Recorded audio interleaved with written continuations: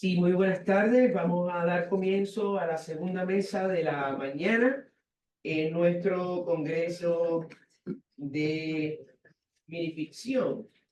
En esta mesa se titula La ciudad va deprisa y vamos a iniciar con la presentación de la ponencia Lectura sobre ruedas, La ciudad va deprisa, la brevedad y su impacto social. El QR codes en las guaguas para leer microfunción por parte de Daniel Arturo Casanova Gómez.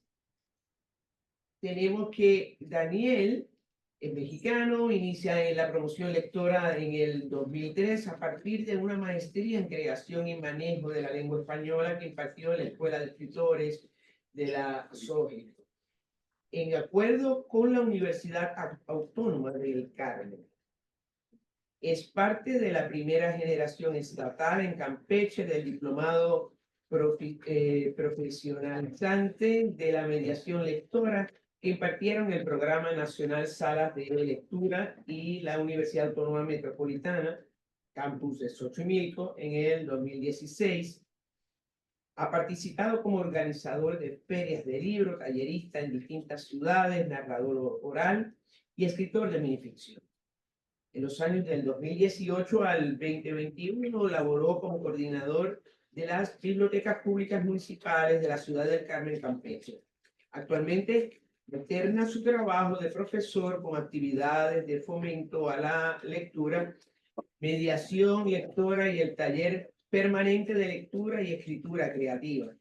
Realiza permanentemente en Cambalache literario y conduce el programa Interesarte en Radio Delfín 88.9 de FM los miércoles a las 16 horas.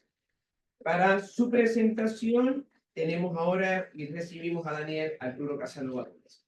Bienvenido, Daniel. Hola, ¿qué tal? Muy buenos días. Saludos, saludos. ¿Sí me escuchan? Sí, le escuchamos muy bien. Qué felicidad. En serio, es una felicidad enorme estar aquí con ustedes compartiendo este espacio. Querida Adriana, Azucena, saludos, saludos.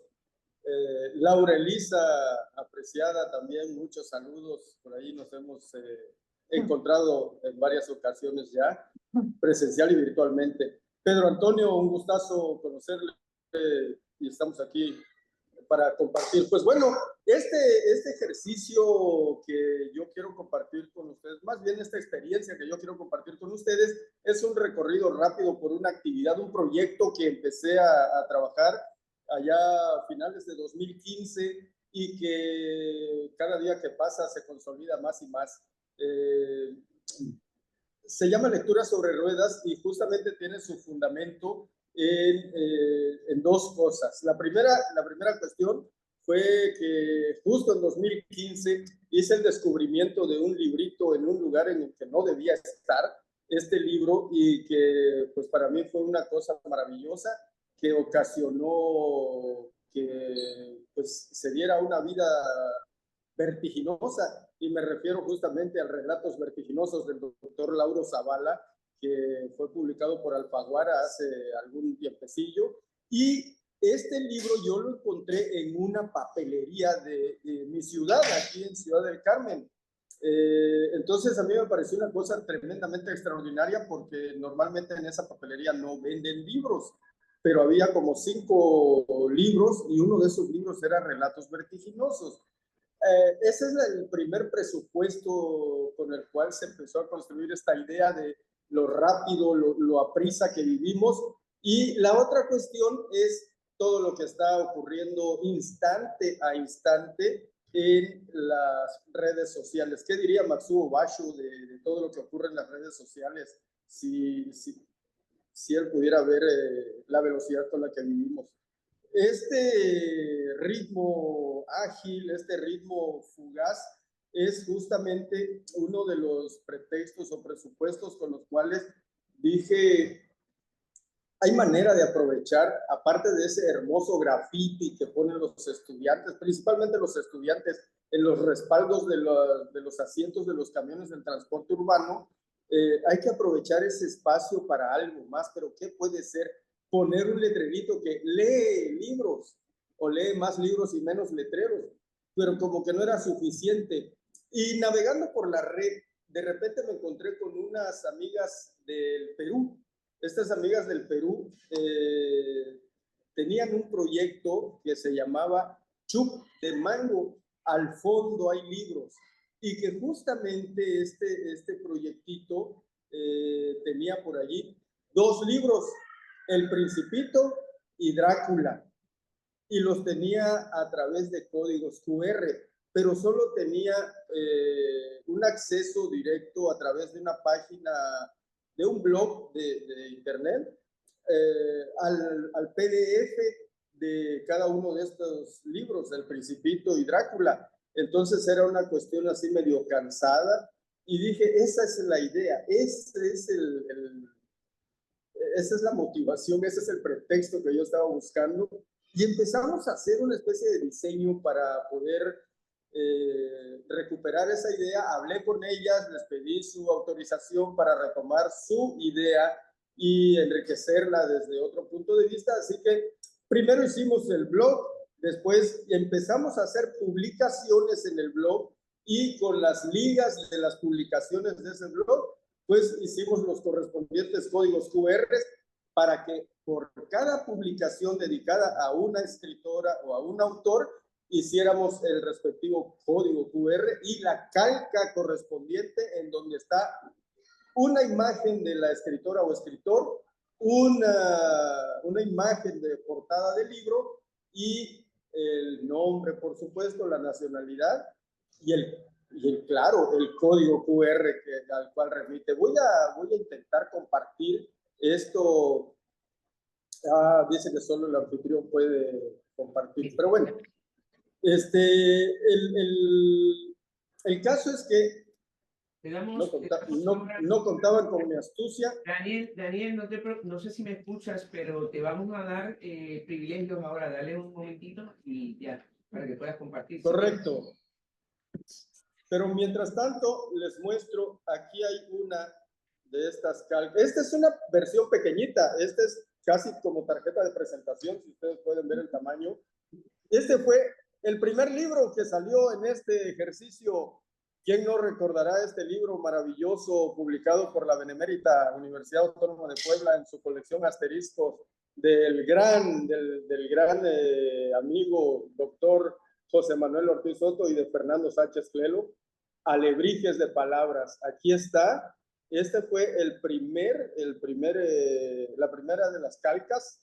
Y de allí en adelante seguimos con más y más calcas. Tenemos aquí, creo que estará mañana ella, Angélica Santaolalla.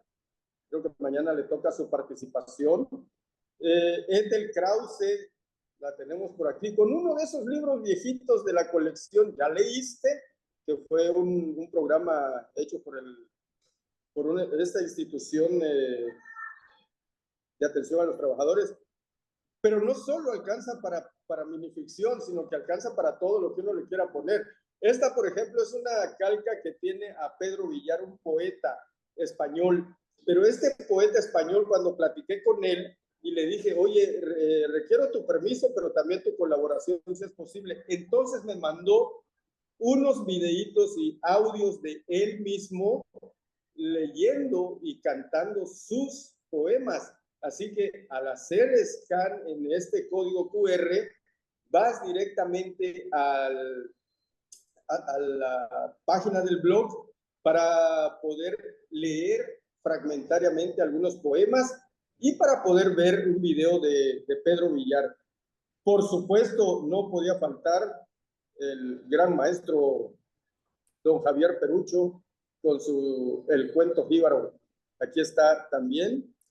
Otra más que tengo por aquí es de minificcionistas del cuento, una antología que coordinó el doctor Pedraza, como ven ustedes. Bueno, solo tengo unas cuantas aquí en esto de la presentación que quería compartir. Hay muchas más. Eso no es ningún problema. Todas estas calcas yo las mandé a imprimir con el apoyo de algunas personas que son dueños de cafeterías. Durante mucho tiempo, desde 2015 hasta el día de hoy, he venido haciendo café literario y en cada café literario pido autorización para que se hagan más cosas que solo una charla de café con libros.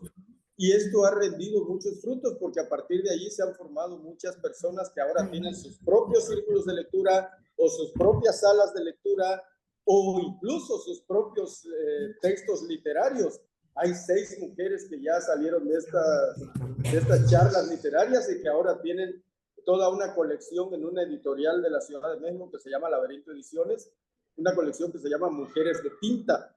Entonces, es una cosa enorme. Pero bueno, quiero hacer mención de las dimensiones que ha tomado este ejercicio que se llama lectura sobre ruedas.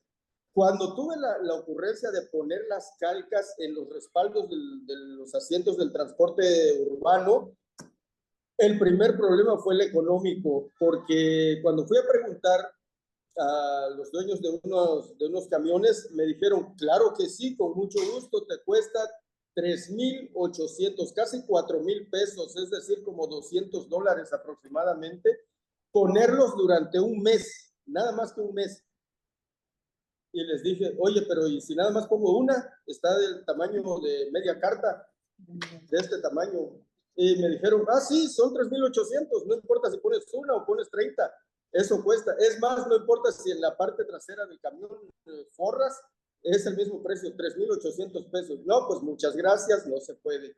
Y no se puede, y no se puede, hasta que en un café literario, una persona escuchó que estaba yo haciendo este comentario y me dice, profesor, no se preocupe, yo soy dueño de tal línea de camiones, póngalos ahí.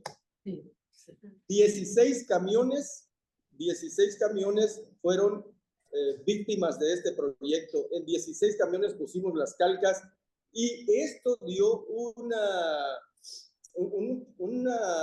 productividad enorme. Imagínense, cada uno de estos 16 camiones da 8 circuitos, o sea, 8 vueltas completas a toda su ruta durante un día.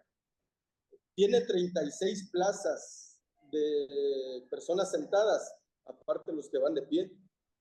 Pero en estas 36 plazas, que casi siempre están ocupadas, hay oportunidad para que por lo menos 10 personas, por curiosidad, escaneen el código QR y averigüen de qué se trata. Pues en el blog correspondiente a este ejercicio hay un contador de visitas. En las 2 primeras semanas este contador de visitas tuvo más de 10,000 visitas. Fue una cosa increíblemente enorme comparado con lo que yo me imaginaba. Yo pensaba que iba a haber unas 20, 30 personas al día, pero las visitas fueron muchas. Eso no significa que todos hayan leído. Sin embargo, retorno a este concepto de lo vertiginoso, que es el título del libro del doctor Zavala, justamente como lo que puse fueron minificciones y elegí minificciones verdaderamente breves para que al estar circulando o yendo en un trayecto de 2 o 3 cuadras, le decimos aquí, bloques, se le dice en otros países, 2 o 3 calles, la persona tenga oportunidad de leer 2 o 3 minificciones de algún escritor o escritora. Y entonces los comentarios que se dieron a través del blog también fueron muy, muy agradables y la verdad que el ejercicio ha sido muy interesante y muy rendidor en todos los sentidos. Esto ocasionó que, pues no solamente en el transporte colectivo, que me refiero a los camiones o guaguas, como dice el título de la ponencia en el programa oficial, sino que también en los taxis, también en las mesas de los restaurantes y cafeterías. Hay muchos lugares aquí en Ciudad del Carmen y a donde sea que yo vaya, llevo estas calcas pequeñitas justamente para pegarlas aún sin permiso. Yo la pego en una mesa y algún curioso, alguna curiosa va a escanear y va a acceder a la literatura a la lectura de minificción. Entonces, Este ejercicio a mí me ha llenado enteramente de satisfacciones, pero me ha llenado más de satisfacciones el hecho de saber cuánta gente es la que tiene la facilidad de acceder a la lectura de la minificción, que por más libros que haya, por más producción literaria que haya, por más publicaciones que haya, sigue siendo un número pequeñito comparado con todo lo demás que se publica de la literatura. Entonces, no solo es pequeño el número, sino que es tremendamente complicado acceder a los libros físicos de minificción. De hecho, creo que la mitad de los libros de minificción están en versión electrónica, porque con la pandemia este fue un ejercicio común que se hizo muy voluminoso en cuestión de textos electrónicos y que afortunadamente han servido para conocernos muchos más escritores y escritoras de minificción, y esto ha hecho que tengamos mayor proyección a nivel iberoamericano. Entonces, concluyendo con esto, hoy que es aniversario del nacimiento de Beatriz Espejo, tengo aquí este libro que se llama El vuelo del colibrí, que no es más que otra antología, esta está gordita, es otra antología de relatos breves, incluso de minificciones, que empiezan con autores de fin del siglo XIX, nada menos. Entonces, hay oportunidad para que todos hagan esto, quien quiera, de donde sea, del país que sea. Si lo desean, yo les puedo enviar las calcas y están aquí la querida amiga Adriana Azucena Rodríguez, doctora, usted está presente en una de las calcas. Laura Elisa todavía no he puesto nada suyo en las calcas, pero está Ana María Shoa, está Manu, por aquí tengo la de Manu, no la mostré, aquí está la de Manu Espada, y también está la de Ginés Cutillas, y también de Raúl Braste, y también por supuesto que del queridísimo maestro Don Agustín Monreal, etcétera, y un larguísimo etcétera. Agradezco mucho la atención, reitero mi felicidad y reitero el agradecimiento por la oportunidad de estar aquí. Mil gracias, Daniel.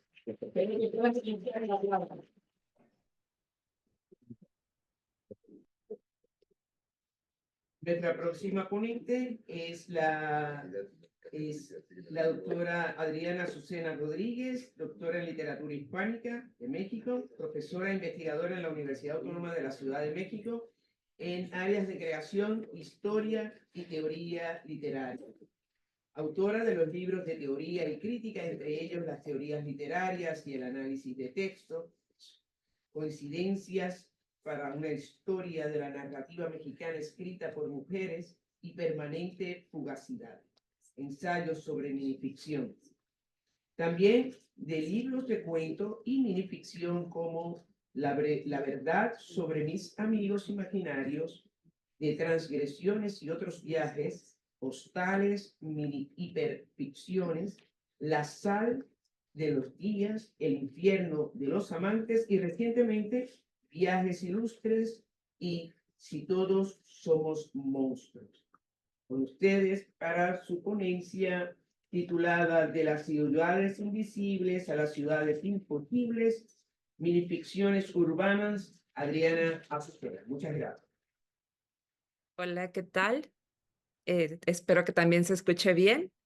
Y me sumo al agradecimiento y la alegría de estar reunidos nuevamente para este Congreso Internacional de Minificción y pues con toda la nostalgia de estar con ustedes, pero bueno, de todas maneras a la distancia, me da mucho gusto participar en este Congreso que planteó una propuesta novedosa, minificción urbana, un asunto poco tratado en los estudios sobre el género, y que implicó una primera cuestión: ¿qué es la minificción urbana?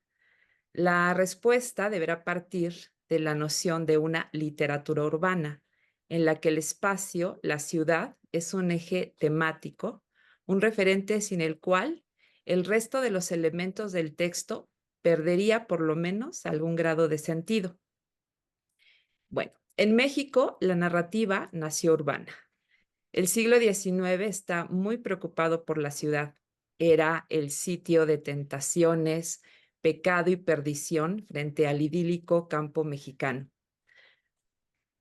Como pueden observar, agregué al título de mi ponencia, Minificciones urbanas mexicanas. Hubo que acotar para poder abarcar un poco el tema. Para los años 70 del siglo XX, hubo una renovación de la novela y el cuento urbanos.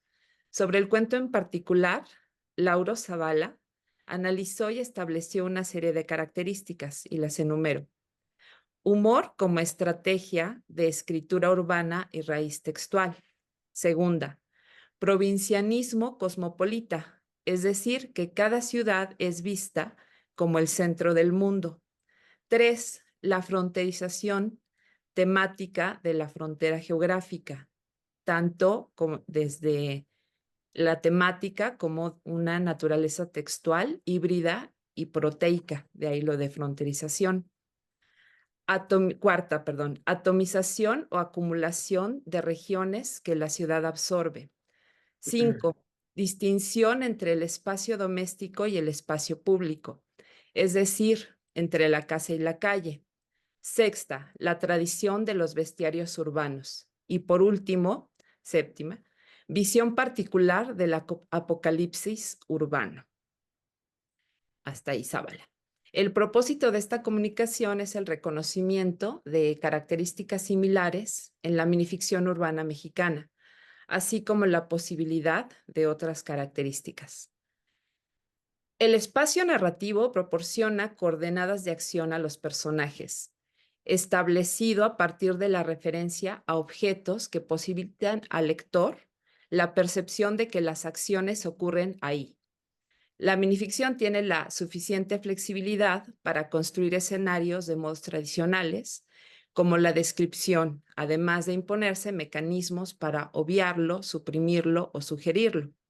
El espacio también nos da información simbólica, refiere épocas, tradiciones, pero también cumple funciones metafóricas y al mismo tiempo narrativas, que hacen de la actividad interpretativa un requisito para la comprensión y complementación del texto. Su ambigüedad debe cumplir ciertas condiciones para ser suficiente y resultar estética, involucrar al lector, por ejemplo. Desde esta perspectiva, selecciono un conjunto de minificciones de autores mexicanos que incluyan indicios que determinen su relación con la ciudad, títulos deícticos, alusión a espacios reconocibles y atributos del urbano.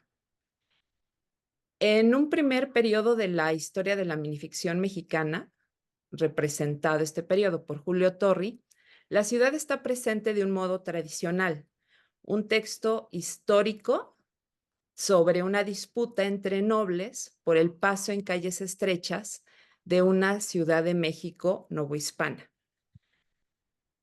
Y así más o menos siguió, ¿no? Una referencialidad como muy directa. Entonces llegaron las ciudades invisibles. Uno de los primeros autores que hicieron de la ciudad una temática fue, como sabemos, Italo Calvino, con sus ciudades imaginarias más que invisibles. La asoció con la memoria, el deseo, los signos, y les recuerdo un fragmentito. Partiendo de allá y andando 3 jornadas hacia Levante, el hombre se encuentra en Diomira, ciudad con 60 cúpulas de plata, estatuas de bronce de todos los dioses, calles pavimentadas de estaño, un teatro de cristal. Pero es propio de esta que quien llega una noche de septiembre, cuando los días se acortan y las lámparas multicolores se encienden todas a la vez sobre las puertas de las freidurías, desde una terraza una voz de mujer grita. Se pone a envidiar a los que ahora creen haber vivido ya una noche igual a esta y haber sido aquella vez felices. El modelo de la ciudad imaginaria resulta que se instauró muy bien en la minificción mexicana reciente, con evidente influencia de Calvino. Alberto Chimal, por ejemplo, escribe Gente del Mundo en 1998, una serie de estampas sobre regiones, habitantes y costumbres imaginarios. Otro caso es Para viajeros improbables de Cecilia Udave.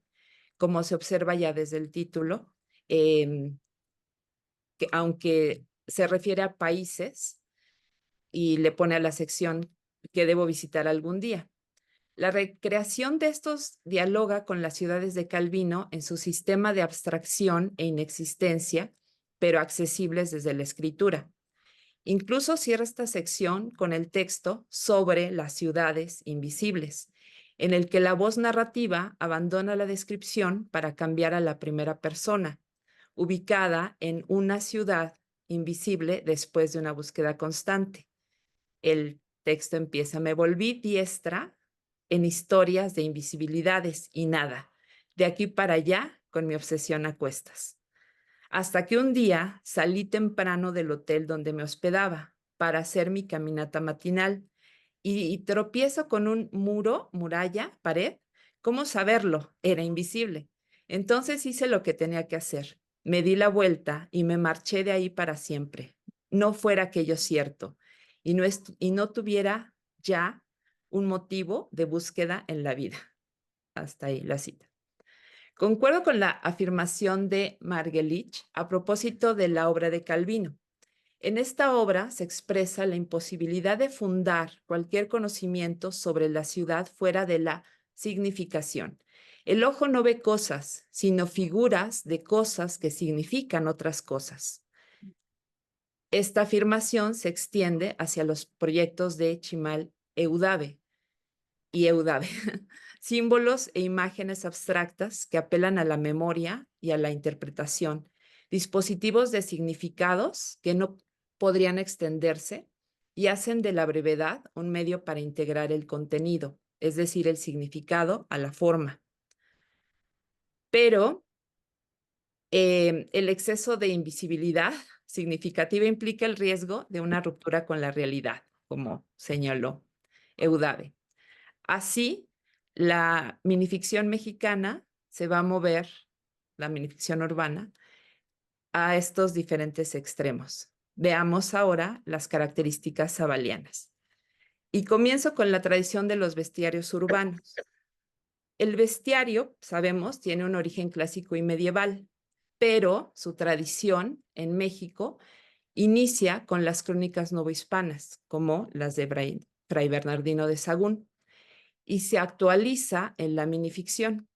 Por ejemplo, con uno de los seres fantásticos recurrentes en el género breve, la sirena, como en la de Armando Alanís. Las sirenas de la ciudad aúllan en vez de cantar, añoran el mar. La ciudad es también el espacio opuesto a la naturaleza, los espacios del mar o el bosque. Así el autor acude al significado de sirena en el contexto urbano, sonido que se hace sonar como aviso, por lo que aúlla. El bestiario se extiende hacia la colección de habitantes de la ciudad, a los que se atribuye una rareza artificial, urbana, como la que perfila Gabriel Trujillo Muñoz en el contexto de las ciudades fronterizas en Ciudad de Paso. Cito: me senté en una banca de la otrora Avenida López Mateo, hoy héroes de la privatización, para hacer un recuento de viandantes. Esto fue lo que obtuve y selecciono unos casos. Una señora con su carro de mandado repleto de latas apachurradas. Un migrante que brincó del tren en movimiento y me preguntó si aquí era Disneylandia. Un tipo escribiendo en su libreta mientras se vuelve polvo, luz en lontananza. O sea, el mismo autor, ¿no?, que estaba reflejando. Precisamente la referencia a la ciudad fronteriza me lleva a la siguiente característica que Lauro Zavala nombró como fronterización, una frontera tanto geográfica como textual, híbrida y proteica. Sabemos que la Ciudad de México concentra mitos prehispánicos y una serie de leyendas que proporcionan materiales para la reelaboración ficcional. Muy recientemente, el escritor de Jalisco, Juan Carlos Gallegos, incluye en su libro Diversos tipos de maldad el texto El semáforo en el islote, y le pone entre paréntesis lago, en una clara alusión al mito de fundación de la Ciudad de México. Dice el texto: descubrieron en el lago un islote que tenía un semáforo con 3 luces, verde, blanca y roja, y sobre él estaba un ave que devoraba un reptil. Ahí fundaron una ciudad que ha sido la capital de todo el país durante siglos. Con el tiempo se secó el lago, se extinguieron los animales y el semáforo se descompuso y solo muestra ahora el color rojo. Como se puede observar, el autor incluye todos los elementos simbólicos hasta incluso el de la violencia, ¿no? La sangre que está implicada en este objeto. En cuanto a las leyendas, las que se ubican en la ciudad reciben el título de leyendas urbanas, que se ubican en el espacio emblemático, en espacios emblemáticos de la ciudad. Felipe Garrido traslada al transporte subterráneo una leyenda similar a otras de mujeres seductoras que atraen a los hombres para transformarlos en bestias, tópico que se remonta hasta Circe, los cerdos, en fin. Pero por tratarse de la Ciudad de México, donde proliferan los perros callejeros, son estos el resultado de la transformación. Dicen que lo mira uno con deseo, morena, labios gruesos, color de sangre, que lleva el cabello suelto. Dicen que uno tropieza con ella de noche en los andenes del metro, en alguna estación casi vacía, que al pasar mira apenas de soslayo, que deja a su paso un perfume de prímulas, que viste blusas de colores vivos y pantalones ajustados, zapatos de tacón. Bueno, como les decía, al final tiene que ver con esta transformación de sus víctimas.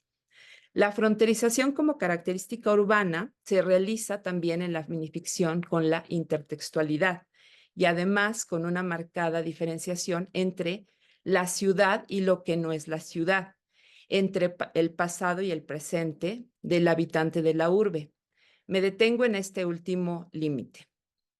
En continuidad con el cuento La Fiesta Brava de José Emilio Pacheco, creador de ficciones fantásticas que se han convertido en leyendas, Edgar Omar Avilés recurre también al metro para el tópico del viaje en el tiempo, en el que sitúa un encuentro dramático y paradójico. Es un diálogo. Va. Señor, ¿es verdad que hay líneas del metro que nos llevan al pasado? Preguntó el niño de la calle al anciano que le regaló una moneda en el vagón. Sorprendido, el anciano miró al niño a los ojos. Sí, papá, respondió el anciano lloroso mientras lo abrazó. Por el lado fantástico, también revisó el texto de Carla Barajas. Ella es de Tuxtla, un abrazo, Carla, que desarrolla otro contraste, el de la desigualdad social entre quienes tienen acceso a salir de la ciudad y quienes deben permanecer en la ciudad. La narradora es una profesora que en la última tarea del ciclo escolar lee que sus alumnas jugarán en mares y ríos durante las vacaciones hasta que se detiene en un semáforo. Y pues resulta que unas niñas están limpiando su parabrisas y son sus alumnas. Y la maestra les pregunta, ¿trabajan en vacaciones? Solamente en verano trabajamos en las calles, maestra, ¿no? Así se han seguido algunas de estas minificciones urbanas, siempre como regresando a ese modelo de Italo Calvino, hasta llegar también a otro autor muy, muy joven que me gustaría mencionar, Alejandro Barrón, que hace una definición,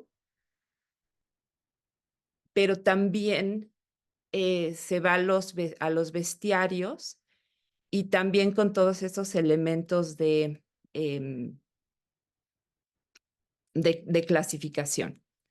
Dice que la ciudad es un animal hipervertebrado que posee de 40 a 700 tentáculos de acero y asfalto, 35,000 ojos, 3 millones de patas y 25 millones de almas.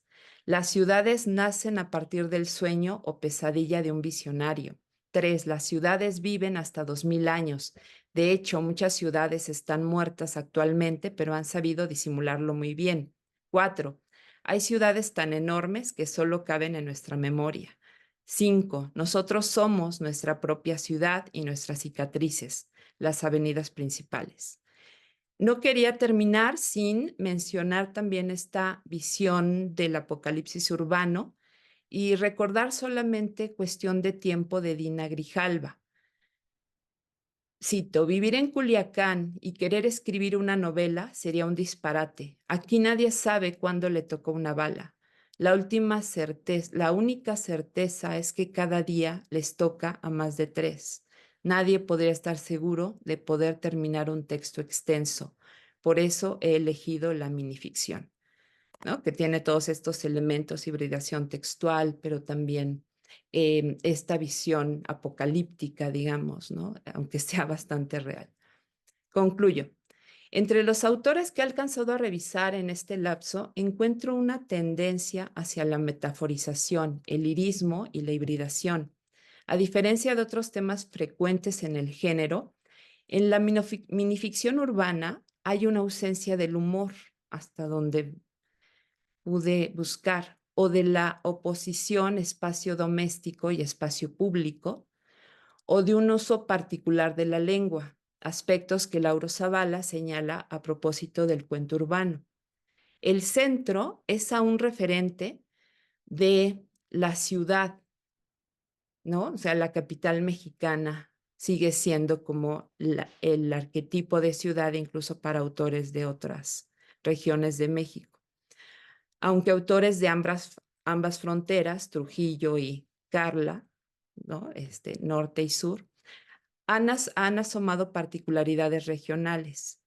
En este grupo de autores, los de afuera, digamos, se encuentra una opción más cercana a lo social y referencial. La ciudad en la minificción mexicana ha transitado de un espacio referencial y dinámico a una construcción metafórica y simbólica, y de ahí a una visión mucho más fantástica, pero también apocalíptica, siempre con los referentes de aglomeración, encierro y desigualdad, tanto íntima como social. Y en esto voy. Muchísimas gracias.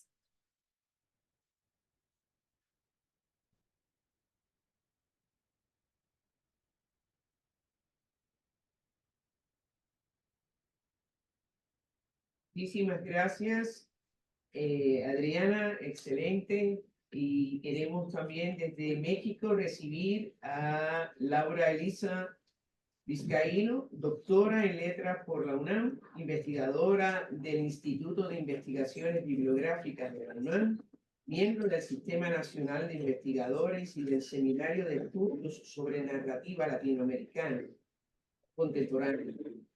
Ha publicado 3 libros de microrrelato, forma parte de una treintena de antologías, ha compilado 2 antologías del género y durante 11 años fue tallerista en ficticia.com.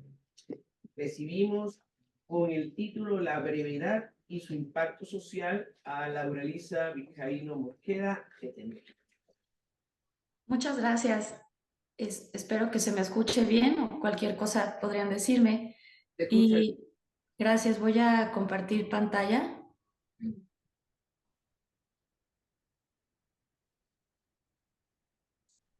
Ok. Y la voy a hacer más grande, un segundo.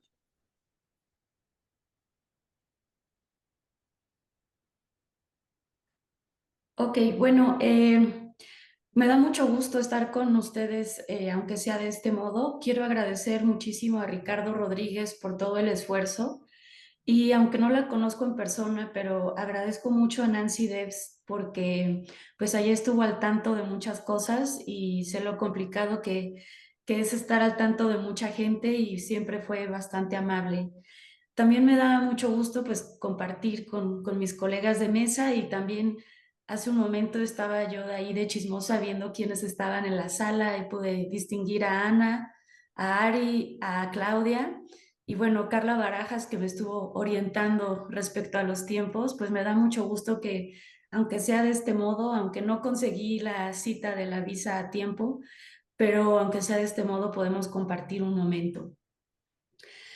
Bueno, yo el título que puse en un inicio me pareció bastante arriesgado y pretencioso y por eso es que lo acoté un poco más, así como decía Adriana que también tenía que acotar su investigación, pues igual lo acoto a la brevedad literaria y su impacto social, el alcance de las minificciones en dos casos que voy a presentar, ¿no? Y bueno, como parte de las investigaciones sobre literatura, que es el área que a mí me corresponde, pues yo no me había detenido a considerar el impacto social de alguna obra o de algún género, tal vez por temor a algo tan complicado que es hablar de la sociedad y también con la sensación de sentirme ajena a las ciencias sociales. La verdad es que mi motivo para reflexionar ahora sobre este asunto, pues es la temática a la que nos invita a pensar este congreso, la ciudad y sus diversas expresiones que inciden en el desarrollo social, donde por supuesto la minificción forma parte de esas expresiones. Y no se puede hablar de la minificción y su impacto social de manera general porque pensemos que cada época y cada región es diferente y por esto también es que voy a acotar mi trabajo exclusivamente a dos ejemplos de México. El primero es un caso de hace más de 50 años y que de alguna forma ya se ha registrado el impacto que tuvo. Bueno, de alguna forma muy, muy breve, no como debería. Me refiero a el cuento Revista de Imaginación y su sección de correspondencias. En esta sección se puede estudiar la recepción que tuvieron sus lectores. Quiero subrayar la importancia histórica de esta revista y porque así también voy a poder hablar de lo que entiendo como el género de minificción. Es necesario recordar que esta publicación periódica, de ella proviene el término que utilizo. Y en segundo lugar voy a hablar de un proyecto de cortos audiovisuales del presente siglo que tiene elementos literarios, pues la brevedad literaria sumada a la tecnología forma parte de nuestro presente y de una ciudad o varias ciudades que cobran prisa. Y se trata del proyecto 68 Voces, 68 Corazones. Para poder reflexionar sobre las repercusiones o el impacto en cierto grupo de personas, me voy a basar únicamente en lo que es el fomento a la lectura, en estar pensando respecto a este fenómeno. Aunque los dos proyectos de los que voy a hablar no es que tengan la intención clara, como lo que también nos presentó Daniel, ahí hay una intención clara por el fomento a la lectura. Bueno, la revista de Valadez y el proyecto de cortos audiovisuales no es que estén pensando exactamente en ello, pero me sirven para demostrar cómo ha sido un impacto en los lectores. Fernando Escalante, en su libro A la sombra de los libros, lectura, mercado y vida pública, critica la manera como los políticos hablan de la promoción de la lectura a conveniencia y se cuestiona exactamente por qué es importante leer. Una posibilidad sería, y cito, la lectura importa sobre todo como forma de conocimiento, porque el conocimiento nos hace mejores y nos quita el peso de supersticiones y prejuicios. La lectura nos hace libres. Pero siguiendo la invectiva y la crítica del mismo Escalante, él también dice que la lectura tiene, y cito, su tanto de utilitarismo, la lectura para el crecimiento económico, para el desarrollo profesional. Yo concuerdo con las críticas de Escalante, pero también desde la docencia observo esa posibilidad de mejoría en los estudiantes a partir de la lectura. Un pequeño cambio que yo apremio más que el utilitarismo, ¿no? Y bueno, ayer sé que hubo una mesa dedicada también a todo este espacio de la lectura en el aula a partir de la minificción. Bueno, en concreto y desde mi perspectiva, en la promoción de la lectoescritura, se hace tangible el desarrollo de las ciudades y de las personas. Y ahora bien, este crecimiento puede ser visible en todo tipo de lectura en general, ¿no? En la lectura de ciencia, en la lectura de literatura, pero lo que yo quiero señalar aquí es la importancia que tiene la brevedad literaria. La brevedad literaria tiene un plus que la hace idónea en esta tarea de promoción. Ese extra tiene que ver con que es más manejable el fomento a la lectura a partir de la brevedad. Es más seguro que el público termine de leer algo breve y además, por el ingenio que guarda, puede provocar interés para profundizar en los temas que toca y generar un asombro en todo lo que no se dice, pero se sobreentiende. Y bueno, ahora sí pasando al primer ejemplo del que quiero hablar. Bueno, seguramente todos se han escuchado sobre esta importante revista, pero hay cosas que se nos han escapado y que es importante recordar en este 2024. La primera publicación del cuento Revista de Imaginación apareció en la Ciudad de México en 1939, bajo la dirección de Horacio Quiñones y Edmundo Valadez. Constó nada más de 5 números, pero por escasez de papel y razones monetarias, pues ya no se pudo sostener más. Tuvieron que pasar 25 años para una segunda época de la revista que comenzó a partir de 1964. La revista sumó 143 números hasta 1999. En la historia de la revista destacan 2 concursos con una importante recepción e implicaciones para la consolidación de lo que después sería llamado minificción. El primero de ellos aparece en el tercer número, donde se lanzó por primera vez la convocatoria para el concurso de cuentos del cuento, que del lado derecho puede verse la convocatoria, bueno, la imagen. Aquí se exigía a los participantes un tema en concreto.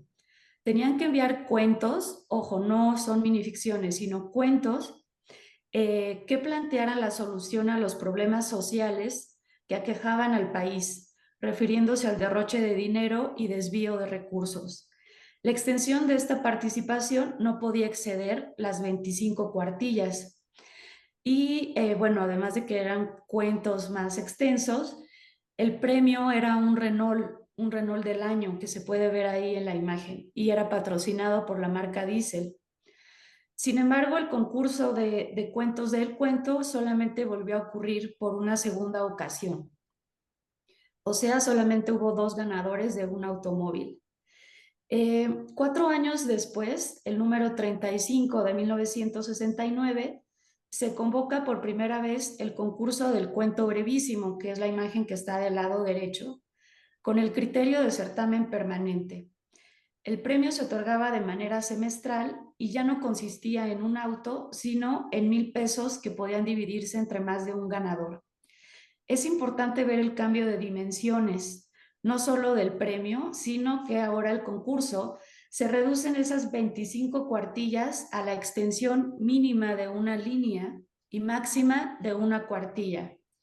Y es muy importante, no sé si se alcance a notar en la diapositiva, pero justo Edmundo Valadez en su convocatoria dice que se sugiere tomar como ejemplo el cuento de Augusto Monterroso que dice: cuando despertó el dinosaurio todavía estaba allí.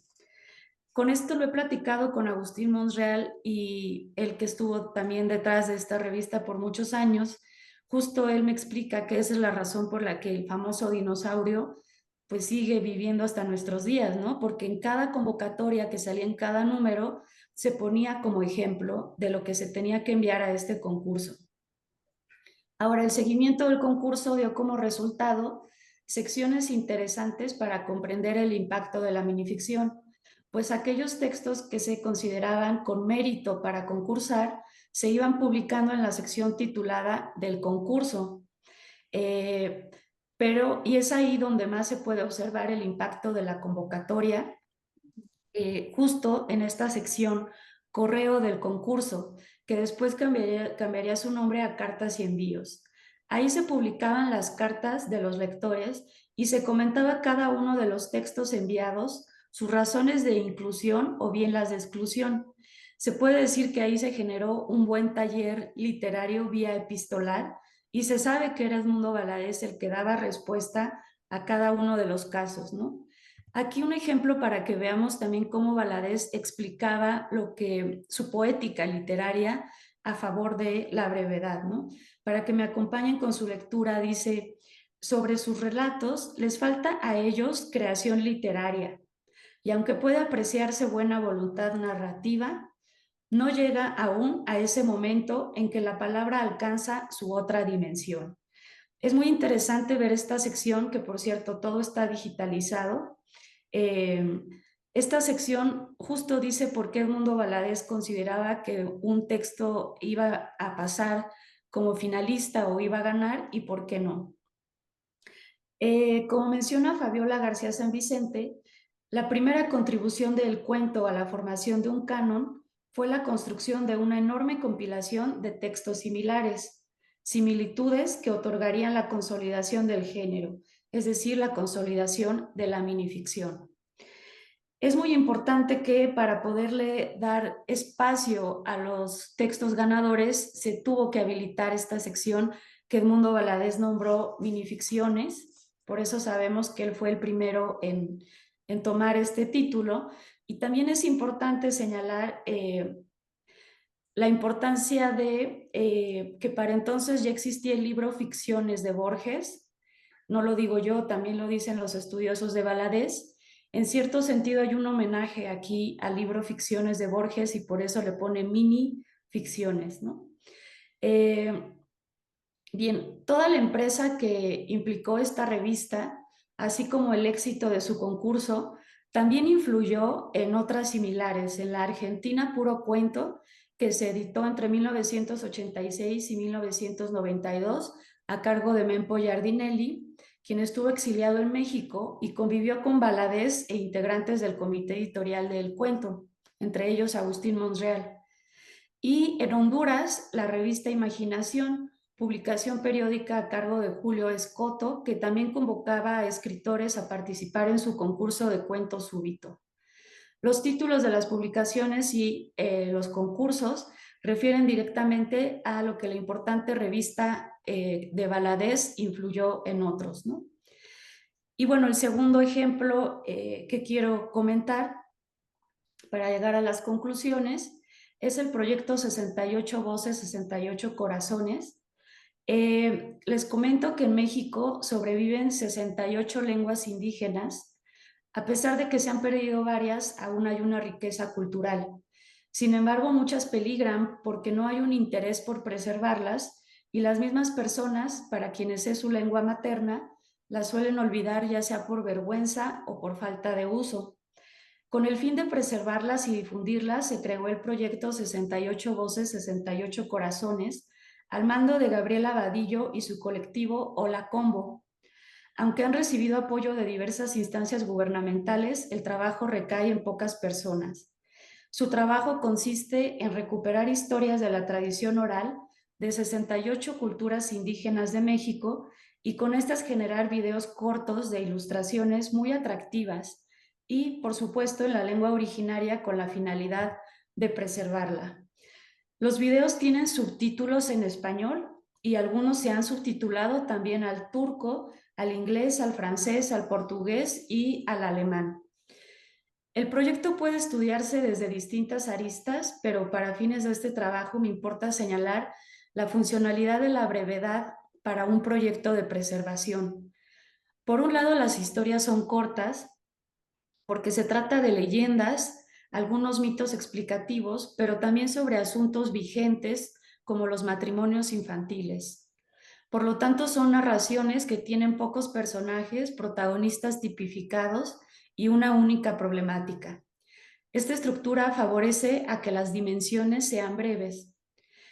Cabe señalar que así como Edmundo Valadez propició el término minificción para que los textos del concurso tuvieran una sección en su revista, pues sabemos que Lauro Zavala desde la década de los 90 ha explicado que el término que incluye la partícula ficción engloba toda creación ficcional, en este caso breve, como sería un trabajo audiovisual. Ayer también estuve escuchando su conferencia inaugural que precisamente habló de cortos audiovisuales. Y bueno, justo Lauro Zavala distingue varios géneros de la minificción audiovisual, como son videoclip, tráiler, secuencia de créditos, el celucine, el cine minuto de 1 minuto exacto, y el nanometraje de 3 minutos, que sería justo el caso de estos proyectos de 68 voces. Sin embargo, las justificaciones del proyecto 68 voces no hablan de ninguno de estos términos, sino que los denominan como cuentos, lo cual es muy comprensible porque esto está dedicado a un público bastante amplio y no se van a detener en una cuestión ahí de nomenclatura, ¿no? Y bueno, aunque en una plataforma como YouTube, que es donde se alojan los videos, podemos encontrar cortos audiovisuales de mayor extensión, que eso va a permitir que haya una concentración del espectador, ¿no? Pero estos en específico no sobrepasan los 3 minutos y eso también funciona para que se proyecten en las pantallas del metro de la Ciudad de México, que si hay una ciudad que lleva prisa, creo que es la Ciudad de México, y eso se siente más en un lugar como el metro, ¿no?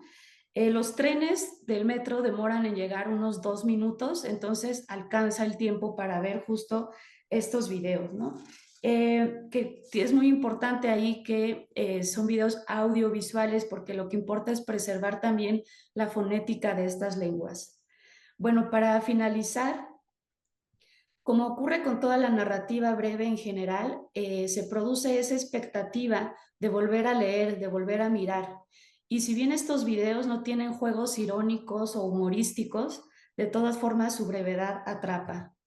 Como menciona Lauro Zavala, y cito, la estructura de un cortometraje invita a ser visto varias veces de manera similar al fenómeno recursivo de leer una minificción y cantar o tararear una melodía familiar. Es un acto que tiene sentido en sí mismo. Y quiero subrayar la importancia de la repetición. ¿Por qué memorizamos una canción o por qué buscamos regresar a una lectura de extensión fugaz? Ahí está la clave de la utilidad de la brevedad. La mente se concentra en un solo punto y busca abarcarlo, memorizarlo bien. Y así como con la revista del cuento, se puede ver su recepción y su impacto en el público gracias a esta sección de las correspondencias y cartas. En el caso de 68 voces se puede ver justo con el número de suscriptores al canal de YouTube o las visitas que tienen en sus redes sociales. Otro modo de rastrear su impacto es el interés que ha generado para que se subtitule en idiomas tan lejanos como el turco.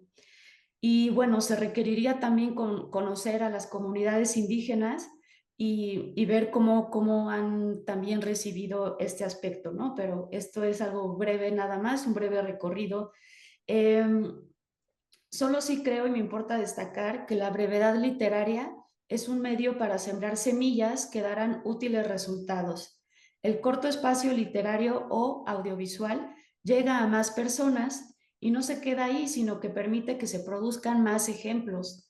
En el caso del concurso de Valadez, permitió más creatividad literaria y gusto por leer, mientras que en 68 voces se genera más concientización sobre las lenguas y culturas indígenas. Esa idea política de que no hay lectores o de que no hay interés por la lectura tiene muchos matices, pero también muchos errores, pues los concursos literarios o los cortos audiovisuales generan alicientes para la lectura, aunque vivamos en una ciudad que pues lleva mucha prisa. Eso es todo, muchas gracias.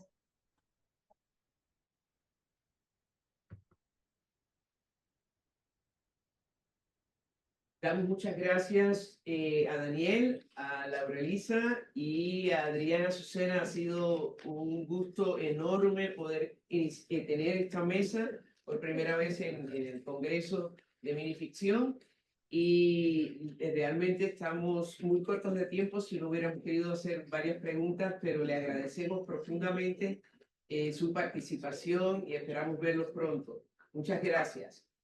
Otro aplauso. Gracias. Estamos retrasados en el calendario, así que nos queda de esta mesa todavía una ponencia que está en video. Ya verificamos el audio está perfecto, gracias a Dios, pero nos queda esa mesa. Entonces quisiéramos pactar con ustedes lo siguiente, escuchar la ponencia de la mesa que está en video y entonces reducir el almuerzo a media hora de manera que entonces ya a la 1:15 podríamos estar de regreso con la tercera mesa, que era la de la mañana, pero y entonces retomamos todo, ¿vale? Sí, así que comenzamos con el video.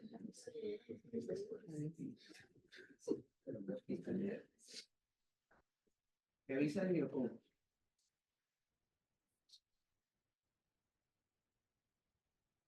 Me dices.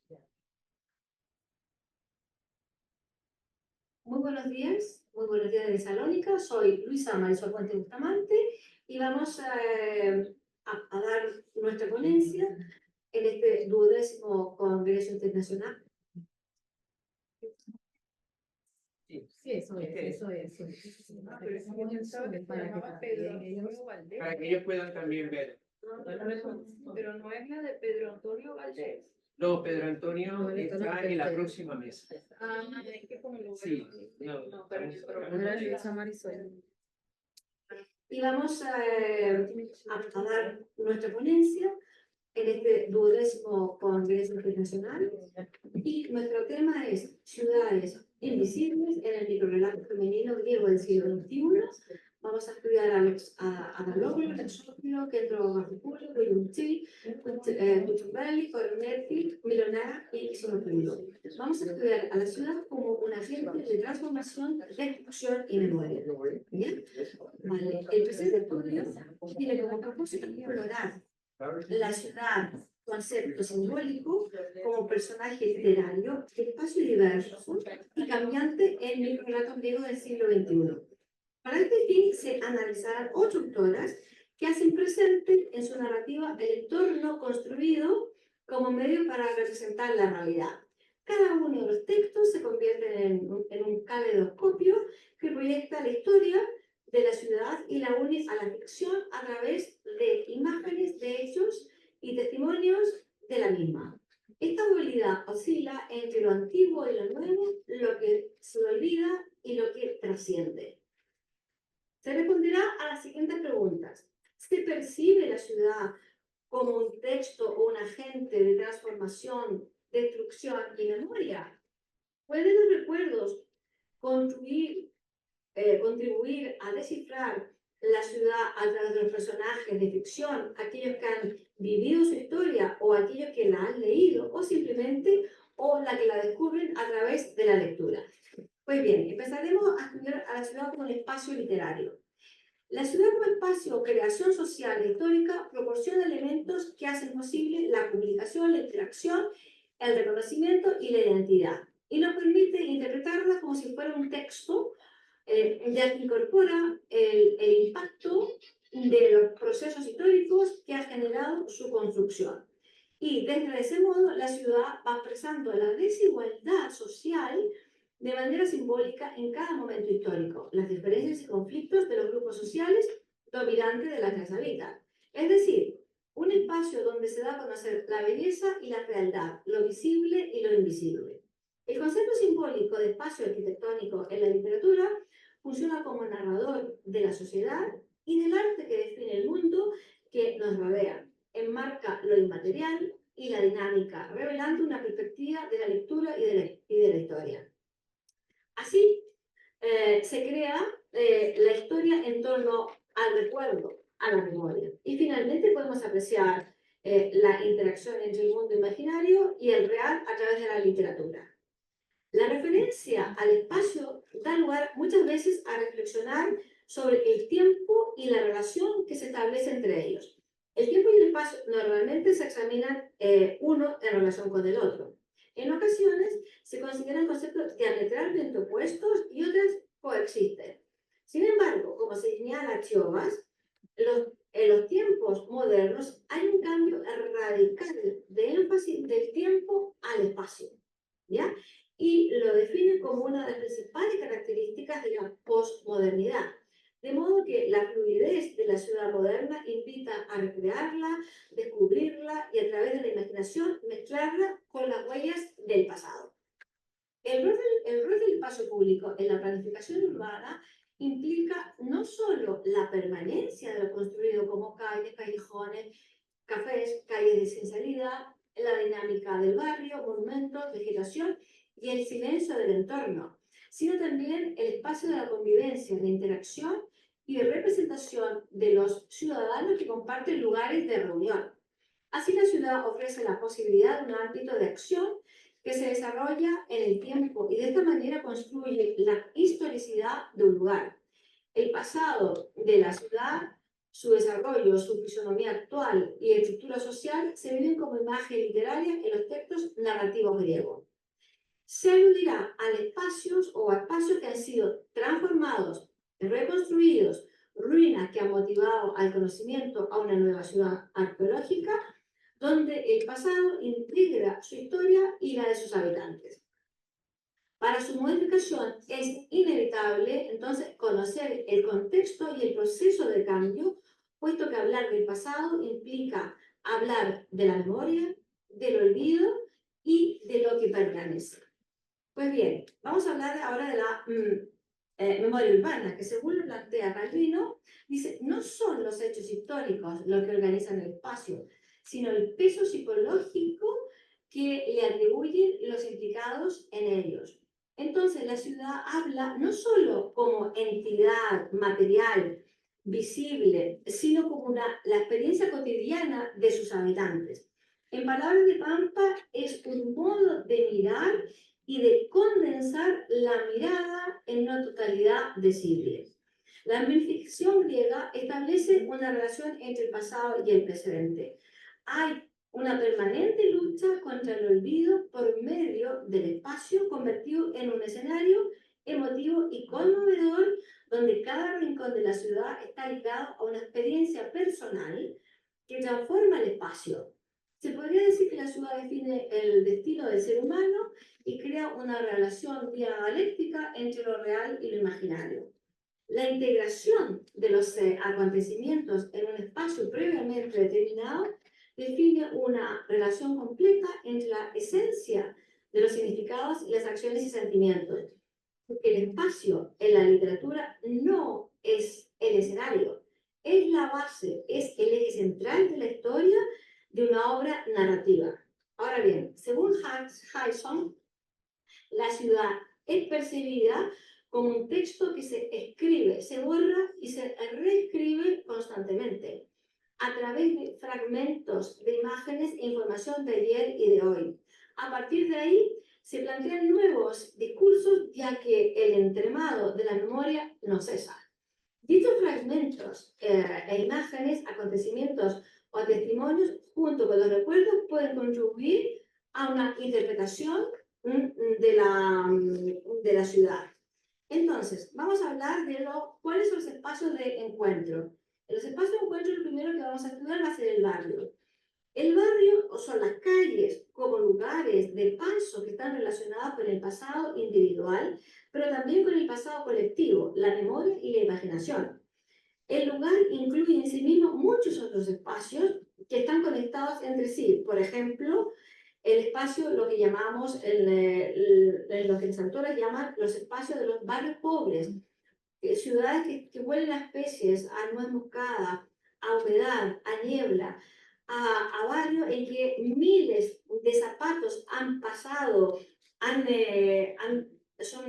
dado su paso, que han sido pasos decididos, pasos desenfrenados, inseguros, indecisos, o también, por ejemplo, un barrio donde está clara la presencia de la iglesia bizantina, que es un lugar social por excelencia, o también los niños como una imagen de barrio de un pueblo, ¿no? En que la voz la tiene la soplona, o una mujer, o la familia, o la abuela, o una familia en general. Luego, un segundo lugar de encuentro son las llamadas cafeterías o cafés típicos de Grecia, en que los microrelatos, los cafés son lugares cotidianos donde los ciudadanos discuten, comparten e intercambian opiniones e inquietudes comunes. Favorecen la comunicación sincera, la amistad y el entretenimiento. Son un escape de la vida cotidiana, constituyendo un cobijo personal y colectivo frente a la angustia existencial de una vida frenética en un momento determinado. Son lugares alternativos, distanciados del espacio institucionalizado de la vida pública y actúan como refugios que el tiempo no ha borrado. También otro lugar de encuentro son las famosas ruinas arqueológicas.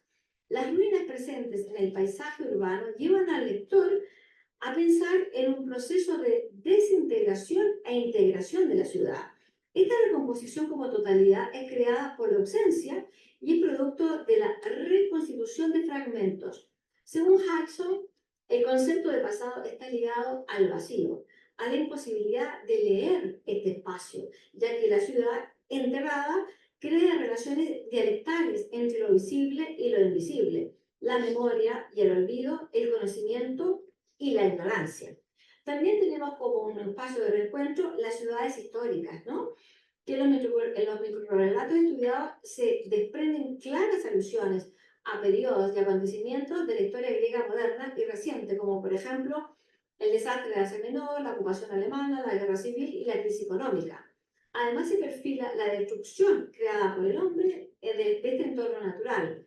Se trata entonces de saber leer los indicios del transcurso del tiempo, es decir, el tiempo debe ser leído en este espacio. Ya, por lo tanto, la transformación, el cambio, la destrucción y la memoria presentes en la arquitectura y en la sociedad son claves, ¿no?, para concebir este paso del tiempo. Pues, y como último espacio de encuentro, pues tenemos los cementerios. Es un elemento que se sitúa a las afueras de las ciudades y separa el mundo de los vivos, claro, con el de los muertos, ¿no? Pues siempre un lugar de encuentro y recuerdo. La muerte es la puerta necesaria que hay que traspasar para alcanzar la liberación definitiva. Y esta posibilidad de salvación implica el reconocimiento de un ámbito natural y muy propio, ¿no? ¿Por qué? Porque el cementerio es el escenario del sufrimiento y de las preguntas sin respuestas. Pues bien, vamos ahora un poco concluyendo y en suma podemos ver que la ciudad en su aspecto multifacético está presente en su evocación del pasado como elemento material e inanimado, pero también invisible. Expresa una relación imaginaria que se reconoce por la pérdida de lo vivido. Y esa experiencia conlleva la necesidad de establecer vínculos con las imágenes anteriores para mitigar la frustración por las experiencias vividas. Cuando la literatura interpreta este espacio que se construye y se reconstruye a través de la experiencia vivida, la ciudad como fragmento, como fragmentación, viene a representar el proceso de todo cambio de un texto legible en el presente.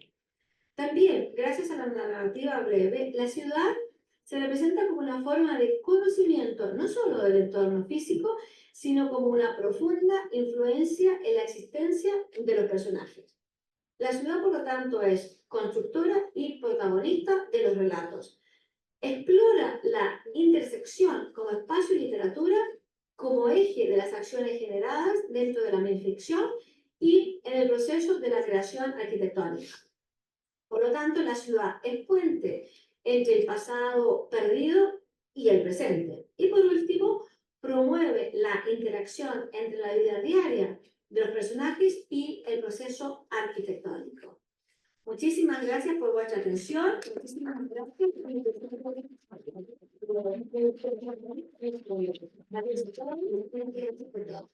Adiós. Desde Salvador.